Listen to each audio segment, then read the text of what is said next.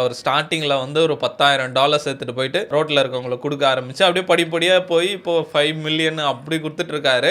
அவர் பார்க்கும்போது ஓகேப்பா நல்ல மனுஷன் யூடியூப் வச்சு ஹெல்ப் பண்ணுறான் அப்படின்ற மாதிரி இருந்தது. அதை பார்த்துட்டு இங்கெல்லாம் பண்ண ஆரம்பித்தாங்க. ஹர்ஷா ஷாய் அந்த மாதிரிலாம் பண்ண ஆரம்பித்தாங்க. ஆனால் போக போக வந்து எப்படி சொல்கிறது, மிஸ்டர் பீஸோட உண்மையான முகத்தை கண்டுபிடிச்சிட்டாங்க அப்படின்னு தான் சொல்லணும்.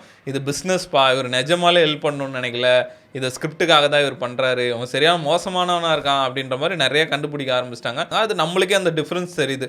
ஃபஸ்ட்டு மிஸ்டர் பீஸ் வீடியோலாம் பார்த்தா 200 மில்லியன் 400 மில்லியன் போவோம். இப்போல்லாம் சில வீடியோ 100 மில்லியனே தொட மாட்டேங்குது. 110 மில்லியன் 120 அவ்வளோதான் அதிகபட்சம் போகுது. அதே மாதிரி தான் இப்போ ஒரு கான்ட்ரவர்சியில் மாட்டியிருக்காரு. என்னன்னா இப்போ ரீசெண்டாக ஒரு வீடியோ போட்டிருக்காரு, $1 to $1 billion ஃபியூச்சரிஸ்டிக் டெக் அப்படின்ற மாதிரி. $1 ஆரம்பிச்சு 1 பில்லியன் வரைக்கும் டெக்ஸ் எப்படி டெவலப் ஆயிருக்கு அப்படின்ற மாதிரி போட்டிருக்காரு. 200 மில்லியனில் வந்து இந்த லேப் மீட்டை பற்றி காமிச்சாரு. எப்படி நம்ம சிக்கன்ஸ் எல்லாம் சாவடிக்காமல் லேப்லேயே எப்படி பண்ணலாம் அப்படின்ற மாதிரி காமிச்சாரு.